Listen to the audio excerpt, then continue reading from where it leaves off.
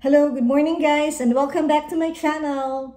So, kagigising ko lang. Ito, nagkakape. Ayan. And gusto ko sana kasing magbigay ng opinyon doon sa mga nangyayari sa ating bayan. Well, aside from that, meron kasi tayong tinatawag na parang napakalaking achievement sa Pilipinas nung naganap na Olympics. Ayun ay walang iba kundi yung pagkakapanalo ng atletang si Carlos Yulo. And fortunately, siya yung kauna-unahang atleta na nagbigay sa bayan natin ng 2 ginto sa larangan ng gymnastics, di ba? Congratulations naman sa kanya si Carlos Yulo. Actually, ako kasi talaga, frustrated gymnast ako kasi bata pa kasi ako talaga. Gusto ko na maging gymnast. Pero syempre wala naman kaming pera. And yung mga normal na mga bata na katulad ko, na katulad ng iba dyan, imbis na suportahan ng mother nila, ng pamilya nila sa sport, kailangan talaga natin mag-aral. Yun lang talaga ang makakapag-ahon sa atin ng kahirapan. Pero si Carlos Yulo, mula pagkabata, naging interesado siya sa gymnastics, tinulungan siya ng lolo niya. Siguro naman sinuportahan siya ng mga magulang niya. Kasi kung hindi siya sinuportahan ng mga magulang niya, malamang walang Carlos Yulo na gymnast ngayon. Dahil ang gagawin sa kanya ng nanay niya, kung ang nanay niya ay ordinaryong mga magulang lang, ay pag-aaralin lang siya sa isang regular o normal na paaralan na katulad ng iba sa atin. So sinuportahan siya. Tapos si Ma'am Cynthia, thankfully, inalagaan siya, pinadala siya sa Japan and all that hanggang sa nanalo siya ng Olympics. Magaling naman talaga siya for sure. Doon sa 6 na aparato sa gymnastics, isa-isahin ko pa ba? May high bars, may ano pa ba? May parallel bars, may rings, floor exercises, pommel horse vault. 2 ginto ang nakuha niya. But then, ang Olympics ay napaka-prestigious, napakaraming sports dyan. Sa gymnastics, there's men and women gymnastics, men's gymnastics, ang daming aparato. So, ang nanalo pa rin, walang iba kundi ang Japan. Si Oka ang nagkamit ng parang prestigious na gantimpala kasi naka-overall siya eh. He won 3 golds. Yung isa sa team, tapos yung isa sa overall, tapos yung isa sa isang aparato. Si Carlos Yulo, mapabilang doon ay isang malaking achievement na para sa kanya. At the same time, nagdala siya ng parang prestige sa bansa. So, proud na proud tayo mga Pilipino. Ang problema lang kasi, yung nanay niya, si Angge, ay umikse na doon sa awayan nila sa pera. So, ang nangyari kasi nung pinagbintangan ni Carlos Yulo, according doon sa mother niya, even yung father niya din, nag-comment at nagpatotoo na pinagbintangan ni Carlos Yulo yung nanay niya na nagnakaw ng pera. So, yung problema nila basically hindi naman talaga sa pera, kundi yung pagdating ni Chloe San Jose. So, ang pagkakaalam ko, sandali lang guys. Naku, na high blood ako. Ang pagkakaalam ko kasi, si Chloe San Jose, siya yung tao na gustong-gusto na mag-artista. Well, maganda naman siya, talented naman siya, maganda yung boses niya. Pero may mga nabasa ako na she was already 14 years old when she went to Australia. Na yung nanay daw niya, dinimanda niya yung sarili niyang anak. Siguro hindi ko alam, baka nasaktan yung nanay niya or yung, I really don't know. Basta dinimanda niya yung sarili niyang ina. Sa Melbourne, doon siya nakatira doon sa kanyang stepfather, na dating asawa ng mother niya, tsaka yung stepmother niya, na bagong asawa ng father niya. And then kapag umuwi daw siya sa Philippines, doon siya nakatira doon sa biological father niya tsaka sa stepmother niya na asawa ng kanyang biological father. So, Chloe approached Carlos Yulo during siguro mga 2020s. Tapos nag-message lang siya. And then, ito yung contrary dun sa mga sinasabi ng ibang tao na matagal na daw sila magkakilala. It was already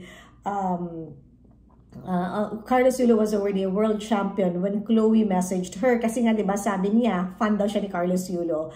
And then exchange ng message. It was during the pandemic, hindi sila nagkita. So virtually lang. And then virtually, dun sila naging sila. And then finally, nagkita sila. So, doon sa pagkikita yata nila, it was during one of the competitions, maybe, I think Asia. Ang pinagmulan kasi nito ay yung doon sa dorm room ng mga lalaki or studio type apartment ng mga lalaki na kung saan bayad ng pamahalaan, nandoon si Carlos Yulo, doon niya pinapatuloy si Chloe. So, nung nagdatingan yung mga iba mga athletes na Filipino, yung mga mother nila, parents nila nag-complain kay Angge, bakit yung anak mo kasama yung girlfriend na hindi naman siguro appropriate yung isasama mo magpapatuloy ka ng ibang tao, especially babae, dun sa dorm room nyo ng mga atleta na bayad ng pamahalaan. Ay siguro si Angge may nasabi na itong girlfriend may pakalat-kalat yung puwet, which is totoo naman, ay doon na offense si Carlos Yulo at ito ay kanyang pinagtanggol. Pinagtanggol niya yung girlfriend niya sa nanay niya, which sometimes okay naman. Carlos Yulo is 24-year-old, Chloe is 22, so mga bata, mapusok, di ba? May kasabihan nga na ang pag-ibig, pag pumasok, nino man, hahamakin ng lahat, masunod ka lamang, or something like that. Lahat tayo nagdaan dyan, okay. So, Carlos Yulo hindi na daw umuwi ng, sa bahay nila for 2 years na. Sabi yun ng lola niya, na hindi na siya nagpapakita or whatever. Pagkatapos, nag-ano na daw siya, meron na siyang sariling condominium sa Alabang. Siguro tinutulungan din siya ni Cynthia or kung sino man tumutulong sa kanya. And then also at the same time, di ba, dun siya sa Japan, nag-train. Nag-train siya sa Japan, though wala silang pera. Thankfully, pinondohan naman siguro yun ng GAP, ng Gymnastics Association of the Philippines. And then, doon sa Olympics, I think, yung sinabi ni Angge na Japan malakas. Well, as far as I can remember, Tokyo Olympics was supposed to be held on 2020, but it was postponed due to pandemic. So, it was resumed in 2022. Wherein sa men's gymnastics, ang Philippines ay number 12 lang. So, labanan yun ng siguro mga first world countries na kung saan nandoon yung Japan. And sinuportahan ni Angge yung Japan because unang-una sa lahat yung anak niya is nasa number 12. Nasa number 12 kang, paano ka makakapunta ng top 1 or ng top 2 or top 3? Paano ka makakapag-gold, mag-silver ng bronze kung nasa number 12 ka na? And since ang laki ng utang na loob ng Pilipinas sa Japan sa larangan ng gymnastics per se, doon nag-training si Carlos Yulo, Japanese ang trainer niya, tumira siya sa Japan. Siyempre, susuportahan mo Japan at malakas naman talagang Japan kahit magpasa hanggang ngayon.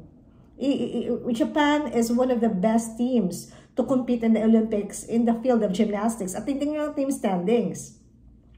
So parang inano yata ni Chloe, parang sabihin natin pinrovoke yung nanay niya at yung nanay niya naman nag-react hanggang sa, yun na nga, nag-umpisa na. Pinalaki ng social media, pero it was a blessing in disguise kasi ang binayad dyan kay Carlos Yulo, premyo na galing sa pamahalaan ay walang iba kung saan ang galing yan, galing sa taxpayer yan ng mamamayan. So may karapatan ang mamamayan magpahayag ng saloobin or magbigay ng opinion. Kaya doon sa mga tao nagsasabi na wala tayong pakialam sa personal nilang buhay, wala nga tayong pakialam pero bayad yan ng pamahalaan. Pera ng taong bayan ang binayad dyan. Ilang milyon ba yung binayad sa kanya? Kaya huwag kayong dyan. So, okay, Carlos Yulo, kalaban niya talaga yung mother niya kasi nga pinagbintangan niya na magnanakaw. Magnanakaw maybe because, sa opinion ko lang, nung minor pa siya, hindi niya alam kung saan napupunta yung pera niya. Carlos, hindi kayo mayaman. Saan kayo nakatala? Leverisa. Nandoon yung nanay mo, tatay mo, nandoon yung mga kapatid mo, nandoon yung lolo't lola mo. Saan kayo kukuha ng pera? Na dapat nga ang pera na siguro ipinundar ng mga magulang mo para sa pag-aaral. Pero hindi ka naman nag-aaral dahil ikaw ay nag-gymnastics. Pero nandoon yung support. Saan kukuha ng pera yung nanay mo? Ilang kayo sa bahay nyo? Hahanapan mo ng pera. Ang kapal naman ng mukha mo. Hindi mo alam, hindi ka nga sinisingil ng nanay mo dun sa pagpapalaki niya. Though alam natin na responsibilidad talaga ng magulang ang anak. Pero ikaw ang anak, magbigay ka naman ng utang na loob kahit na hindi mo sila responsibilidad. So, okay, yung pera, sinasabi, according to Angge, nung na-interview siya, yung iba yung diniposito niya as cash deposit. Baka hindi nakakaalam ng cash deposit. Yung cash deposit, ilalagay mo yun sa bangko, tutubo yun ng malaking halaga, but hindi mo pa mag-withdraw yun right away. So, ang sinasabi nga ni Angge, naka-cash deposit siya ng 2 years, pero hindi niya ma-withdraw kasi pag nag-withdraw siya, pagbibigay siya ng, magbabayad siya ng penalty. So, that's number 1. Number 2, hindi ba kinuhanan ka ng insurance ng nanay mo? 2 insurance kasi alam niya na ang gymnastics hindi forever. Carlos, maaksidente ka lang sa gymnastics, mawawalan ka na ng athletic career. At yung mga gymnast na yan, sa tingin mo, forever, hindi forever ang pagtatumbling according sa nanay mo, kaya ka nga na kinuhanan ng insurance, naiintindihan mo ba? And third, yun yung mga bayad doon sa hinuhulog-hulugan ng bayad. Alam mo yan. So, 2016, according to Angge, nakuha niya yung bayad, nakuha niya yung bahay. Tapos, sila nag-down ng father mo. Tapos, yung pera mo ang pinanguhulog nila, para sa'yo naman din yun, na kapag umuwi ka sa Cavite, komportable ka. At nakita ko na yung pictures ng bahay. Ngayon, ang sabi diba ng nanay mo, kung gusto mo talaga kuhanin yung pera, ibibenta yung bahay, ibabalik sa'yo yung pera, ibayad mo lang yung pinag-down. Napakasakim mo na bata. Tandaan na napakasakim mo na bata. Hindi ka marunong tumunaw ng utang loob sa kung saan ka pinanggalingan. Hanggang ngayon, hindi ka pa nga nagpapakain doon sa mga, sa barangay nyo.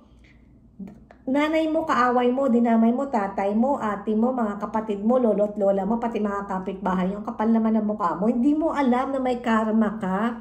The best way to please God is to honor your father and your mother. Yun, tsaka pamilya mo. Pinagbinta nga yung ate mo na si Juriel in interview, yung pera daw na hinahanap mo sa nanay mo ay tinago niya kasi during pandemic.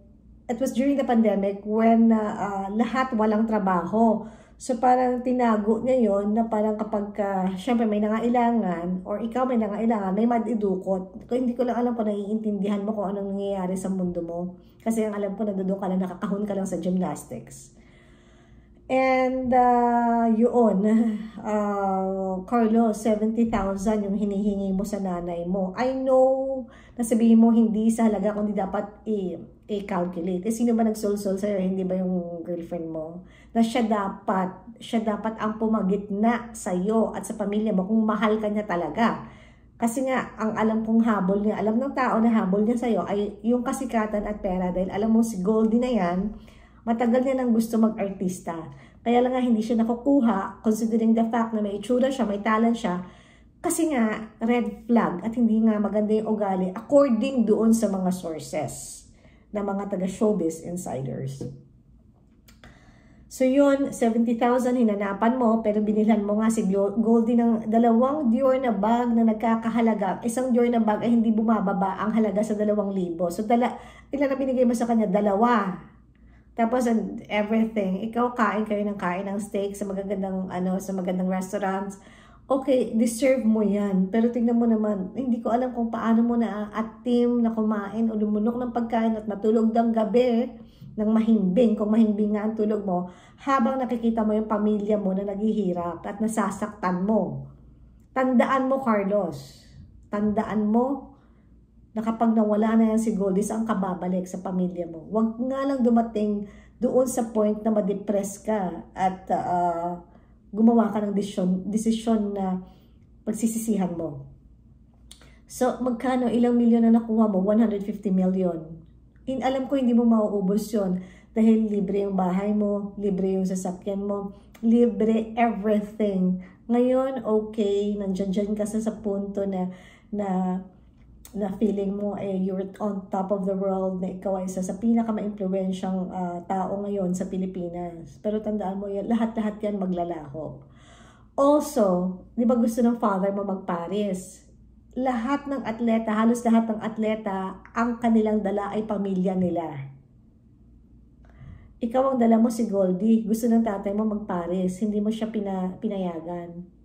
Pagdating nyo galing ng Malacanang, naka-red carpet kayo, ang dapat ang sasalubong sa'yo, lolo mo, tatay mo. Pero galit ka sa nanay mo, pinagbawalan mo sila.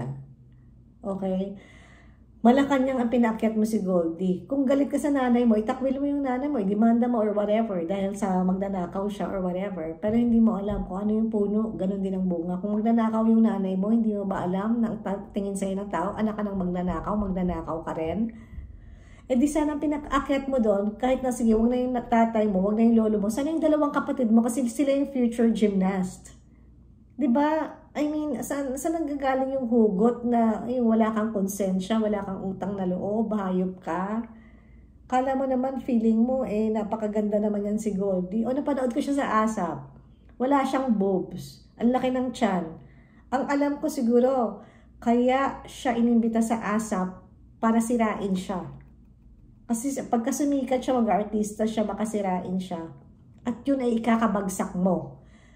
Nangangarap ka sa 2028 na makakapag-Olympics ka pa. So, tignan na lang natin kasi dapat ngayon nag-iensayo ka pasarap ka ng pasarap Pero okay na yon kahit na huwag ka na mag-Olympics. Kahit na hindi ka na mag-gymnastic. Total naman, buhay ka na dyan sa 150 million mo. Sana lang magkaroon kayo ng forever ni Goldie. Kaloy, ang kaaway mo, nanay mo, tinakwil mo, tatay mo, dinamay mo buong kapatid mo.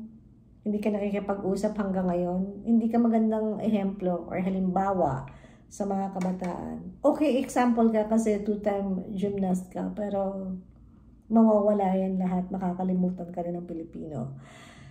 Yun lang po guys, kasi ako na high blood ako kapag nakikita ko yan si Kaloy at saka si Goldie. Pasarap kayo ngayon, pero may karma. Thank you and God bless you.